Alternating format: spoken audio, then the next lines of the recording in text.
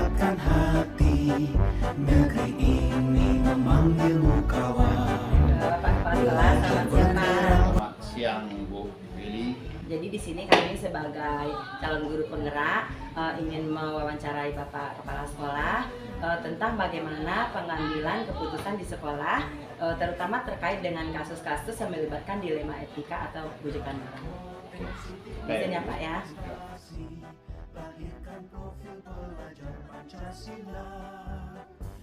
Kalau yang dilema etika itu kan semuanya itu kan benar ya.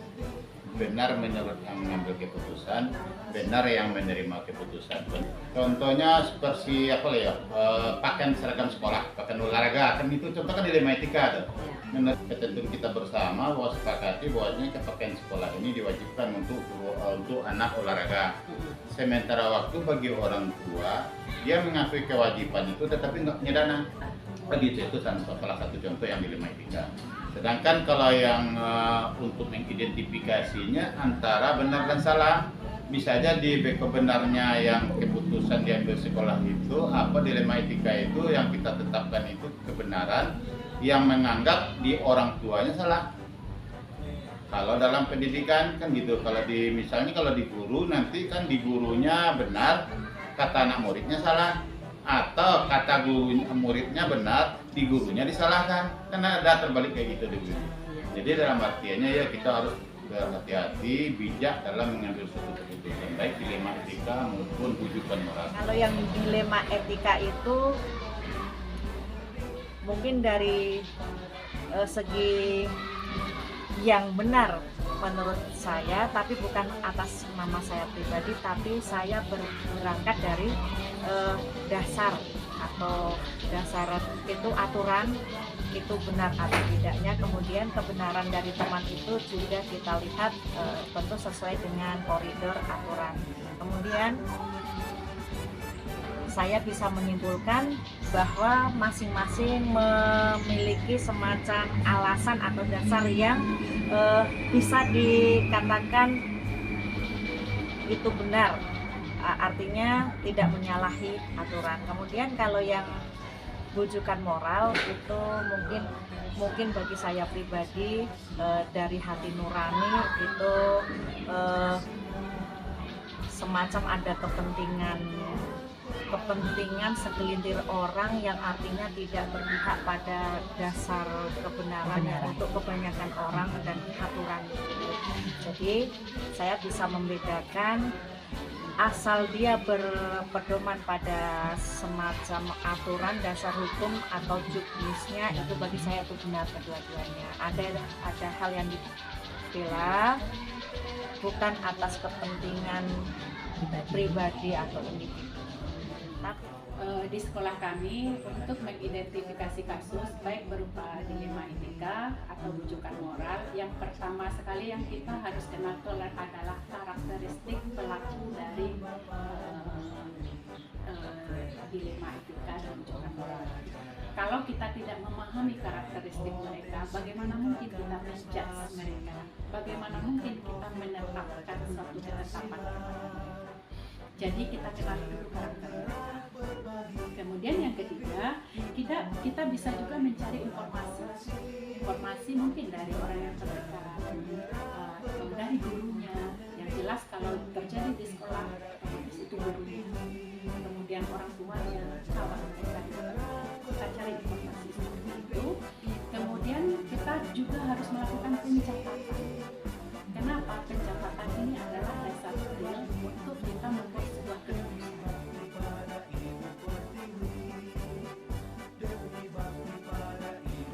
Itu sebenarnya sering kita jalani. Karena pertama tidak pernah juga masalah dilema etika kan gitu kan.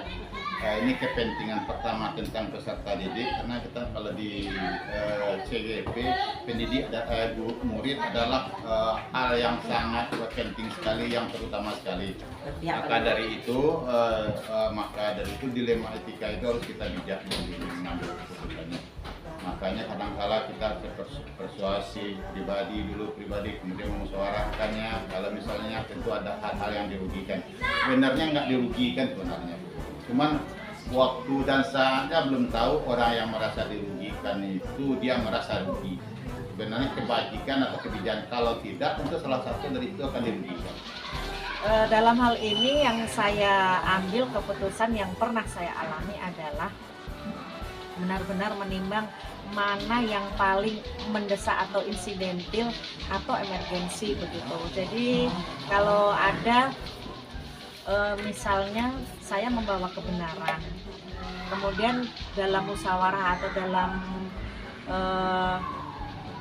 bertukar pendapat dengan teman-teman untuk mengambil keputusan yang menyangkut kepentingan orang banyak, apalagi untuk menyangkut sekolah yang membawa nama masyarakat dan anak-anak, maka kami lihat dengan pertimbangan mana yang benar-benar berpihak kepada kepentingan sekolah, dalam hal ini anak. Kemudian kemudian kita berangkat dari punya dasar yang kuat sehingga orang yang melihat atau yang merasakan nanti juga akan berpikir, oh ini memang keputusan yang sudah diambil secara bijaksana dan dipikirkan secara matang. Karena di sini kalau sebetulnya belum pernah terjadi, kenapa? Setiap keputusan kita selalu menganggapnya ada dasar. Dasar dari keputusan kita, setiap yang piket harus hadir lebih dulu dari kawannya, itu contoh kan. Nah, kemudian keputusan ini kita ambilkan berdasarkan musyawarah. Kita musyawarahkan dengan guru, kita ambil keputusan ini setuju atau tidak. Ketika mereka menyatakan setuju, berarti tidak ada lagi pertentangan. Hargai potensi, tingkatkan prestasi. Ini dulu ya, saya identifikasi dulu, saya sikapi dulu, dan saya tanya sana sini untuk membuktikannya sebagai fakta. Setelah fakta nanti saya lihat responnya Bu Willy apa, ini urgen, ini perlu dikemukakan dulu. Makanya seperti itu. Kadang-kala Bu Willy mungkin mengatakan Pak cuek gitu. Sebenarnya tidak cuek itu Bu Willy. Dalam pikiran saya malah menjadi suatu angkanya, dan nanti saya pertimbangkan bukti-buktinya kemudian saya kumpulkan fakta, dan kemudian ya nanti saya ambil alternatif, solusi-solusi, baru saya ambil tindakan. Setelah tindakan itu saya ambil, nanti saya akan respon setiap tindakan langkah-langkahnya. Jadi yang baku nak ada seperti, cuman caranya kadang-kadang kan berbeda-beda untuk kepala sekolah itu. Dan juga Bu Willy nanti jadi kepala sekolah pun, jadi pemimpin pun nanti kan berbeda pula caranya. Langkah yang pertama, karena prinsip saya selama ini memang musyawarah komunikasi. Jadi apapun yang mau saya buat di sekolah, gerakan apapun yang saya mau lakukan, saya tetap musyawarah. Karena dengan bermusyawarah itu pertanggungjawaban moral saya, sehingga nanti untuk pertanggungjawaban pribadi-pribadi itu mudah, karena itu tertuang dalam notulen. Nah, maka yang pertama saya lakukan itu musyawarah. Kemudian di musyawarah itu saya bebaskan mereka untuk silakan mengekspresikan diri, silakan menyampaikan pendapat apapun yang sudah di hati, saya disampaikan. Setelah disampaikan, kita buat kesepakatan yang ditulis dalam notulen, ditandatangani bersama, kemudian komitmen untuk menjalankannya. Setelah kita jalani, bukan berarti semua keputusan itu kita jalani, tapi kita evaluasi. Setelah kita evaluasi, baru kita refleksi kembali mana keputusan ini yang memang betul membutuhkan dan pantas untuk dipertahankan, mana keputusan ini yang perlu kita rubah, dan mana keputusan yang perlu kita. Saya di sini sangat mengedepankan musyawarah. Jadi artinya saya tidak mau mengambil keputusan sendiri tanpa teman-teman saya yang merupakan tim pendamping saya itu tidak tahu. Jadi supaya mereka juga sama-sama selain tahu juga ikut bertanggung jawab. Itu penting sekali Bu Fitri. Jadi dalam musyawarah ini atau yang sifatnya mengambil keputusan bersama ini, ya lihat sikon juga. Kalau tiba-tiba ada suatu keharusan mengambil keputusan itu segera, kalau memang tidak ada kesempatan saya bermusyawarah, maka seminimal-minimalnya saya mengumpulkan teman bahwa saya mau mengambil ini hari ini karena mendesak sekali. Kemudian bahkan ada yang lebih mendesak lagi. Misalnya malam ada permintaan ini mendesak harus dikirim segera malam itu, tidak mungkin pula bermusyawarah pada waktu teman-teman istirahat. maka saya pikirkan saya ambil keputusan yang menurut saya itu aman untuk anak secara keseluruhan dan untuk sekolah, dan saya bisa mempertanggungjawabkannya dan teman-teman nanti saya yakin bisa menerima. Jadi lihat sikon, kalau yang bisa ada waktu kami musyawarah menghimpun suara kawan, kalau yang tidak ada kesempatan musyawarah minimal briefing, memberitahu bahwa saya akan mengambil ini keputusan dan minta restu kawan-kawan. Dan yang paling mendesak sekali, saya ambil keputusan sendiri, lalu esoknya karena mengambil keputusannya mungkin tadi malam atau apa, esoknya memberi pengumuman.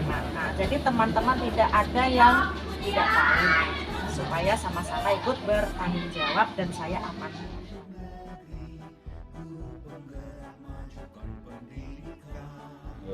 Ada dua kalau yang efektif. Sebenarnya pertama saya musyawarah dengan mufakat, setelah itu saya baru mengambil kebijakan. Nah, makanya berdasarkan kebijakan itu, walaupun musyawarah kebijakan saya ambil, setelah kebijakan itu kan berlalu, tindakan yang saya ambilkan itu kan, kebijakan itu akan berlanjut, itu saya lihat aja, respon aja. Kalau misalnya ini dalam keadaan situasi aman ya biarkan aja, tidak masalah. Kalau misalnya ini tidak aman, saya tinjau kembali. Untuk dilema etika, untuk hal-hal dilema etika biasanya hal yang efektif itu ketika kita menyatakan sesuatu keputusan itu dari hati ke hati, bukan sanksi. Kita mengetuk hati mereka, karena mereka sama-sama benar. Nurani ya Bu ya? Iya, mengetuk nurani mereka yang bermasalah tadi, yang pelaku dilema etika tadi, kita ketuk hati mereka dan kita munculkan kebaikan-kebaikan mereka, sehingga muncul rasa pada diri mereka itu tuh bahwa mereka ini sebetulnya saling benar, bukan sanksi yang dikedepankan, tetapi mengetuk nurani. Itu lebih efektif dan kami sudah pernah mencobakan di anak-anak, sama bapak ibu guru pun sudah pernah mencobakan. Kalau yang efektif dalam dilema etika bagi saya juga punya prinsip untuk mendengarkan hati nurani. Jadi saya tetap konsisten dengan dasar itulah yang akan istilahnya menjadi pijakan kita sampai dimanapun kita berada melangkah. Kemudian kalau ada sesuatu yang sifatnya itu mungkin agak berbeda dengan seharusnya, tetapi dia juga pada pihak kebenaran, jujur ada saatnya juga saya istilahnya muncul misalnya rasa kasihan, rasa iba, itu kemanusiaan saya.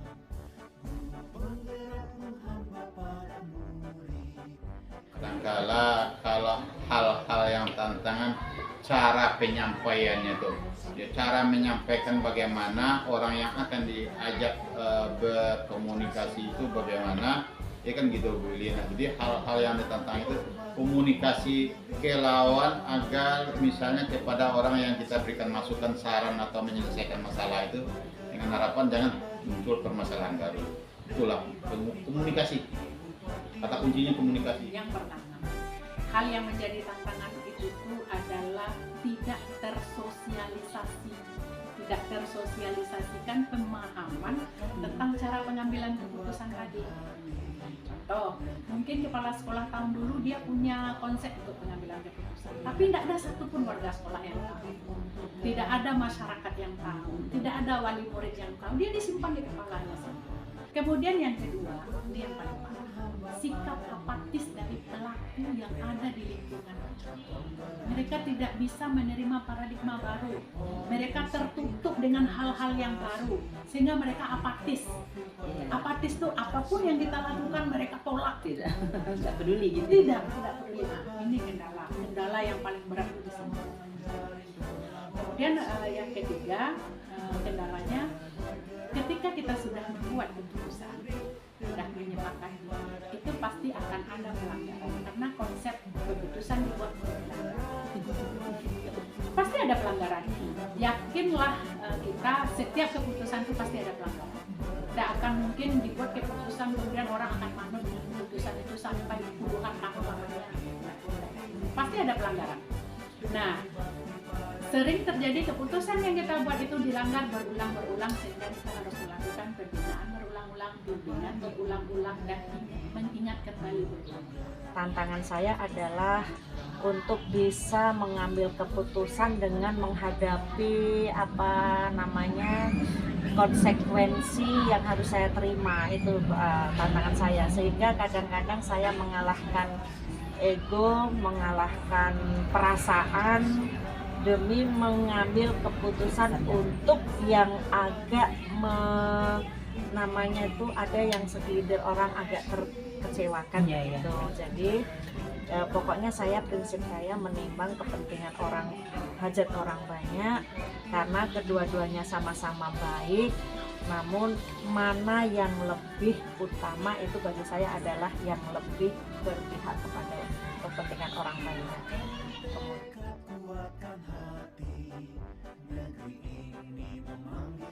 Ada dua model, ada yang emergensi. Kalau emergensi itu cepat ditanggapi, mungkin kalau misalnya dia langsung kadang-kadang kerjasama kan dulu sudah merasakan kadang-kadang anak kan gitu orang tua. Itu yang emergensi. Kalau yang tidak emergensi itu kalau bisa dijadwalkan dicari waktu yang tepat. Karena efeknya begitu. Kalau misalnya yang dijadwalkan misalnya, tentu dia perlu skala prioritas, berarti nanti ini akan menjadi merebak di tempat yang lain. Jadi artinya ya fleksibel gitu. Fleksibel dalam artian ini perlu ditanggapi secara cepat, ini bisa kita jadwalkan. Kalau jadwal tidak, karena kami beranggapan sekolah kami tanpa kasus. Itu mindset pertama. Kami berharap sekolah kami tanpa kasus. Jadi kami tidak menjadwalkannya. Kemudian bagaimana penyelesaiannya ketika hal itu terjadi, maka kita respon secepat mungkin, kemudian kita carikan solusinya, dan mungkin kemudian baru kita buatkan untuk menghindari hal ini tidak terulang kembali. Itu yang kita buat pencatatan tadi. Kalau di sini saya lihat situasi dan kondisi Bu Citri, kalau misalnya hal yang menjadi masalah itu menyangkut ada beberapa pihak yang harus dikumpulkan, yang tidak bisa seketika itu dihadapkan atau dihadirkan, kemudian masih bisa untuk ditunda penyelesaian untuk tidak diselesaikan saat ini, maka tidak harus hari ini, maka saya akan menetapkan jadwal untuk mempertemukan pihak-pihak yang diperlukan kala itu.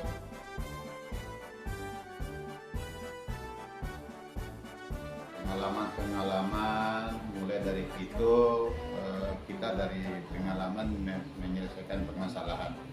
Jadi dengan berdasarkan pengalaman semakin banyak masalah, semakin besar kemampuan kita untuk menyelesaikan. Jadi saya kepala sekolah di sini baru 6 bulan.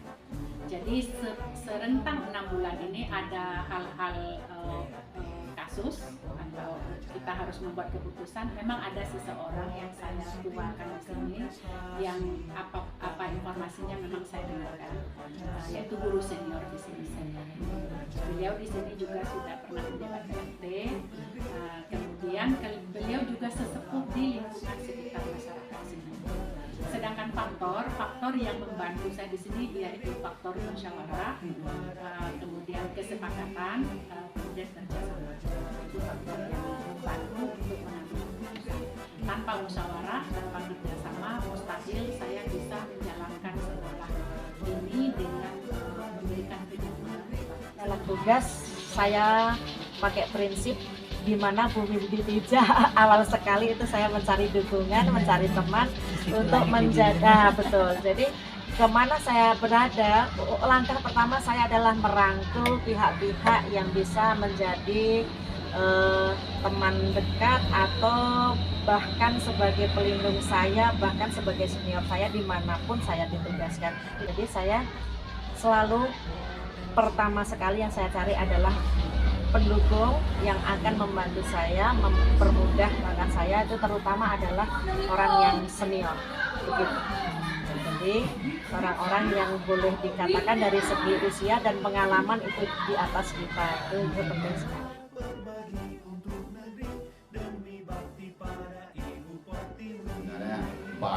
pengalaman yang saya dapat Bu Billy. Jadi saya contohkan saja Bu Billy, misalnya dalam kelompok kerja K3S kan ada juga dilema etikanya antara yang suka dengan yang tidak suka, ada yang pro ke sini, ada yang pro ke sana, berbeda dengan kita di sini.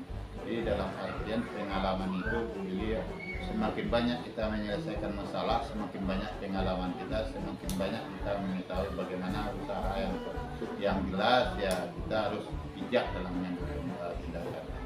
Artinya ya dari hati nurani, bukan ada karena kedekatan, karena walaupun istilahnya nanti memang dia kadang-kala harus kita bebani, kita kita harus menyampaikan apa adanya.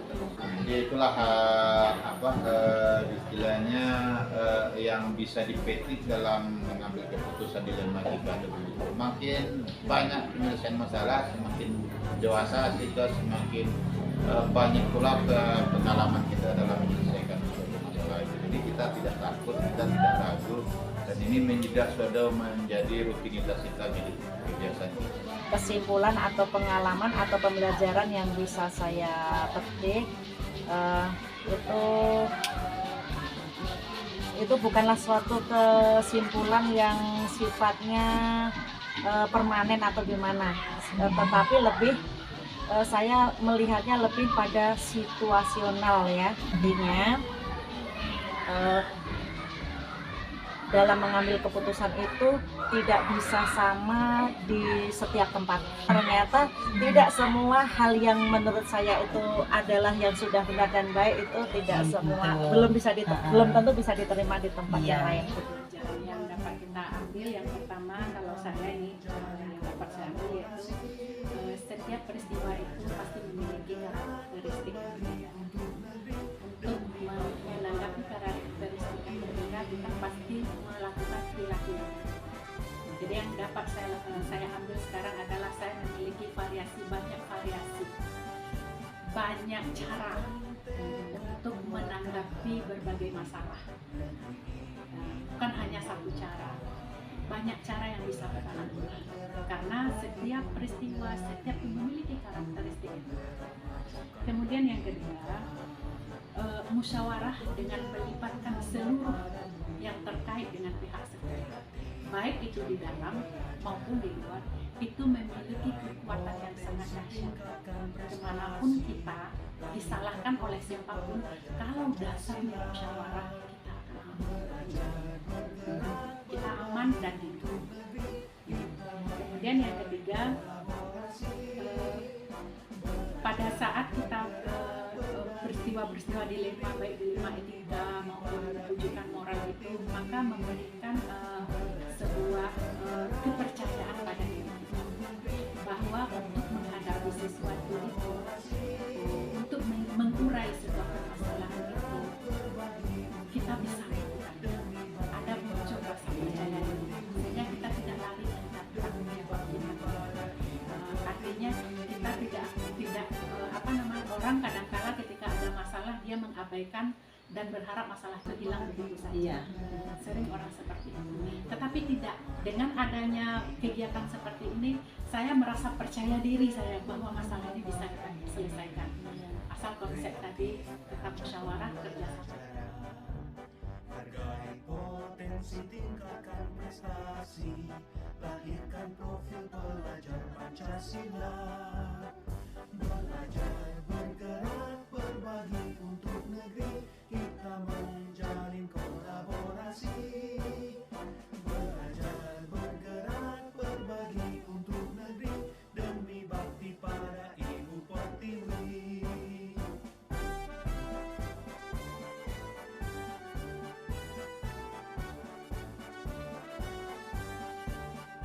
Bulatkan tekad, kuatkan hati, negeri ini memanggilmu kawan.